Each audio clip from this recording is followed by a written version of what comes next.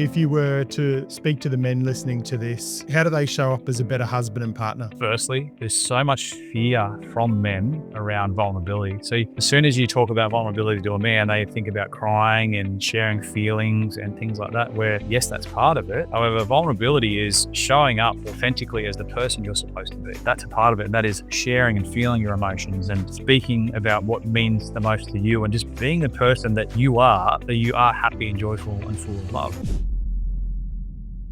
I'd love to ask Dane, could you share, what's the definition of warrior in the context of your community, Heart-Led Warriors? Beautiful. Everyone has that inner warrior. Everyone fights their own battles, and everyone has the ability to win in their lives. So you are like men, women, anyone. It's not just men. So there's male warriors, female warriors, and we all have an internal battle. We all have that internal battle, and we all are able to and have the opportunities and choice to rise above those battles to create a better life for ourselves. And it takes that inner warrior to do that. And again, peace with heart-led, it has to happen from the heart. If you want to heal, you want to move forward, then it's all through feeling and all through heart. Yeah, perfect. And you work with men and women, couples. Talk to me, and I know you recently did a couples retreat. I know you just mentioned earlier you're doing a women's retreat this weekend, which is brilliant. But talk to me, like from my point of view, over the last couple of years, I'm really seeing this shifting dynamic. And to a certain point, there's a lot of problems in relationships. There's a lot of separations, divorces. There's a lot of shifting dynamic. And for me, I kind of see that it's like the earth is kind of shifted off its axis a little bit. Talk to me about what you're seeing there from a couple's perspective and a shifting dynamic between the feminine and the masculine. So I think the biggest thing is society has made it so easy for people to give up in relationships. Look at the divorce rates. It's so easy now for people to go, yep, cool. We've got a few challenges. We can't. Let's just wave the white flag. The world has changed so much. It's ever evolving. The energies within are ever evolving. There's so much opportunity for women to create companies and go out and earn an income, because there's so many families that need to have dual income, and that's fine and that's great. And I love that. One of the biggest challenges is society itself going, oh, women need to be doing this, men need to be doing this. Let's go back to how it was in the 60s and 70s, and women say, no, it's not going to work that way. It will never, that's perfect for that time. It's not what happens now. So how do we evolve? We allow everything. Yep, women are doing this, men are doing this. How do men be men in today's day and age? It looks very different for them. Bring those values of masculinity through, of protection, love, support. It can look very different. You can be a stay-at-home dad and still be the protector, provider, and the supporter. It just looks and feels very different. So all those values are still there. Knowing that it's okay for the world to be the way it is, how do we balance out those things within ourselves? And in a relationship, it always comes back to our communication.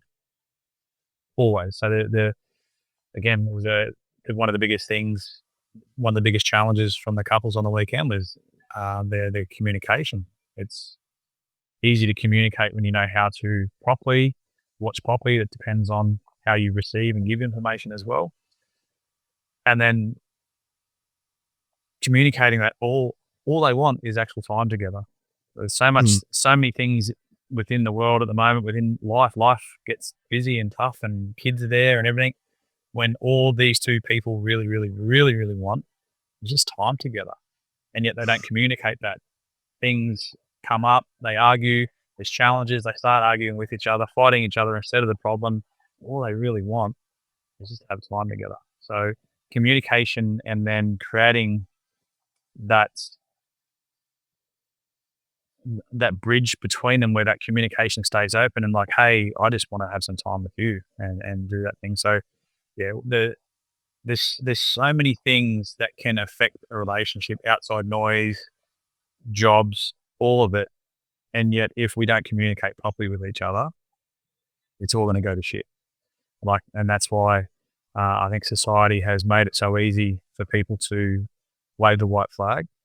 I think you can probably get a divorce online these days, just about. So, it's they're making it that easy, which it sucks. It so badly sucks, and people see that. I'm not sure the actual statistic of what marriages, the divorce rate is, but it's over. I know it's over 50%, and it's horrible. It's not like people get into these ruts and argue and have these outside influences going, oh, you better split up or do it now for the kids, because if you stay together longer, it's going to make it harder for the kids. Is splitting up and not being a family for your kids harder or easier? Like, seriously, and an absolute reverence to people that do split up where it's just not supposed to be. I make sense of that, but there's so many relationships where people are separating and splitting up and divorcing where they have deep, profound love for each other. They just can't see a way past these challenges. And again, it comes back to that communication. Yeah. Talk to me, if you were to, speak to the men listening to this, how do they show up as a better husband and partner? Vulnerability.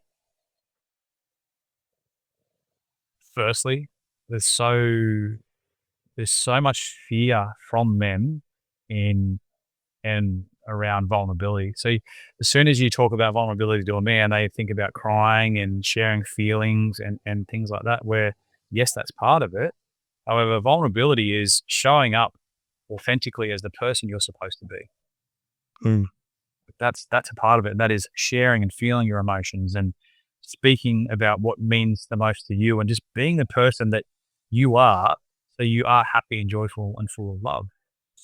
We have so many masks on. I'm the father, I'm the worker, and it gets in the way of that. So vulnerability means lots of things.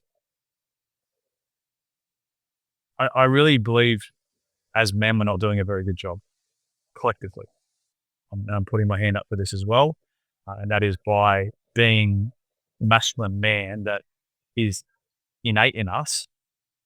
We're not doing we're not doing a good enough job collectively as the protector, the provider, and being the support that our families and, more importantly, our feminine needs. Like, there's why the females in their masculine energy mostly, because they don't feel safe in their feminine. But we're not Mm. allowing that as men. We're not stepping into our masculine and allowing the feminine to soften and be in their feminine energy. And that's like, biologically, we're both set up. Men are biologically more suited to be in their masculine because we're stronger, we're physically stronger. Yep, cool, we're the protective provider. The feminine, they're soft and flowy. So the females, that's more suited to them. Well, yes, we all have those energies. So as men, we're not doing a good enough job to help our women, our ladies, to be that soft, beautiful, in their soft, beautiful feminine clothes. Yeah.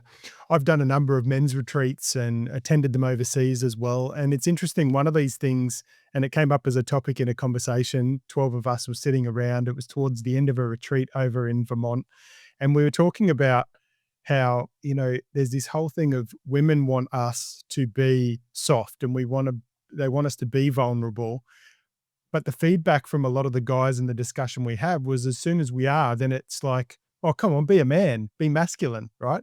And it's an interesting dynamic, and it's an interesting environment and concept to, obviously discuss. Mm. Yeah, and make complete sense of that. How are you, like, what does vulnerability look like to a lot of people? I guess that's to their perception. There's definitely ways you can open up and, I guess, share how your thoughts and feelings are as well. Yeah, I'm going to say that if these men are doing that, then they haven't created enough evidence of what that looks like for their female counterpart, their partner. And I will also say then that would show them that their partner probably needs to do a lot of work themselves in that healing space around that masculine too, because look, so many females throughout this world have been hurt by men. And that is not because of masculinity, that's because of a lack of masculinity. And vice versa. There's so many that, what they say, that toxic masculinity, it's not a true thing. It's just toxic behavior. And same with the females. There's lots of men that have been deeply hurt by the female, and they don't feel safe in the feminine. So that's why they act out and be the certain way that they are. So again, there's no such thing as toxic femininity. There's just toxic behaviors in people, and um, yeah, I can make sense of it all, and it can be a double edged sword. Though, if that's happening within that relationship, that should show you that you both are needing to do some work on yourselves separately before maybe diving into some work as a couple. Yeah, perfect. And on the flip side of that, obviously, I asked you the question on the men, on the male side of things. If you were talking to the females, what do the females need to show up or bring to a relationship and to their husbands and partners? All men have had a mother. We don't need another mother. So there's certain things that females will do and say, and again, this is a generalization. You're not going to have the response you're wanting if you're telling the man what to do. How can you get him what you want to do without telling him? Okay, the man in your life wants to be the hero. He wants to be the savior. He wants to be the support. He wants to be the king. How can you show him that he is that? Let him open the jars for it. It's like it may seem really trivial, but it's the little things like that. Get him to open the jar for you. Tell him how much you love him. Like words of affirmation for men are huge. They like as much Mhm. as we say or men have said that they don't need it or want it, that's exactly what we want. We want that deep love from our partners. So how can you show him that you need him in ways without telling him? Yep. Yep. And words of affirmation is a massive one. And it's interesting, like looking at the love languages and, for me, they have changed over time from when I was 20 years old to, now just turned 41. They've changed. And for me, probably as most males, physical touch is probably one of the top ones, right? That for us men we need. Yep. But for me, I would say probably quality time and words of affirmation are probably my top two now. Oh, 100 words of affirmation for me. I want to hear that my wife's proud of me. I want to hear that I've done a good job. And if that's the little boy in me saying that, then that's what I need and I want to feel great about myself. I feel great about myself anyway, but that's what I want to hear from my partner. So like have these conversations with the person, your significant other. What do you want from them? It's nothing to be like people are so worried about hurting someone else's feelings, though you're hurting your own feelings by not sharing, not letting them know, hey, this is what I want in my relationship. This is like if Mm. you do this for me, I'm going to be an open book for you. I'm going to be this, and this. So have the conversations with your significant other around the things that you want in the relationship. Bring it back to yourself, and it's nothing that they're doing. It's just the things that you want, and then ask the question: what do you need from me? What do you want from me to help you feel like I love you more and love you deeper? Because like you're with your life partner for a reason, and we're doing so Mm. many things in our relationships that are actually separating us, and driving that barrier between us. We're losing connection, communication. Why wouldn't you want to be the best partner ever? Like, why wouldn't you want feedback on how you could be better? What am I doing? What am I doing great in our relationship at the moment? And I'll do more of that because that'll lessen the things that you aren't being or doing great at. Yep. So it's not necessarily about removing things. It's about doing more things that you're doing well already. Just turning up the dial on it. Yep. Now, obviously, in your Heart Led Warrior, when you're doing your couples retreats, obviously there's varying types of couples that come to you. I'm guessing there's ones that are really just are in a good place and they want to strengthen things. There's people that are in a really bad place and kind of just want to see if they can repair things that they can get back on track. Is there an example? Obviously, don't need to share details, but is there an example or a couple that really kind of sticks in your mind, an example that you can share that just really kind of hammers home how you can go from broken to, being back on track and moving forward together? Yeah. So probably four of the couples from the last weekend. We had five beautiful couples. Four of them literally came in with basically make or break. one of the couples had been doing a lot of work over the years, and they were there to expand more, learn more about each other, dive into themselves a little further, and expand more. So there was a vast difference between one couple and the other four. And the other four again come in with that. If we can't figure something out, then this is probably our last ditch effort. So just the exact example of what I was talking about before, just them actually telling each other what they want, and what they actually wanted was just time together. So Mm. with all of their own shit going on within, and then these traumas and triggers that they have from childhood, they aren't able to express that to them. So giving them the tools and resources and showing them um, how each other give and receive information or communication a little better just opens up that, and they leave there with a completely different perspective on what a relationship gets to look like as well. Like we're Nadine and I push for and are huge believers in the honeymoon period never has to stop. Is always going. So bringing more fun, more joy into your life, making your date nights simple. Simplicity is the key here. And we show them that because the things that we do on the retreat are actually really simple. It doesn't need to be your big date nights that cost $500 for a beautiful meal out somewhere. You can sit on your back deck or back veranda and have a couple of bits of toast. It's just that intentional, devoted time to each other that your soul's desire. Yep. And I think when you're looking at couples retreats or even, men's retreats and women's retreats, but men's retreats that I've been on, I've always said it's like going to a psychologist or a psychiatrist. The work, as important the work is when you're in that retreat or you're with that psychologist, the real work is outside of that.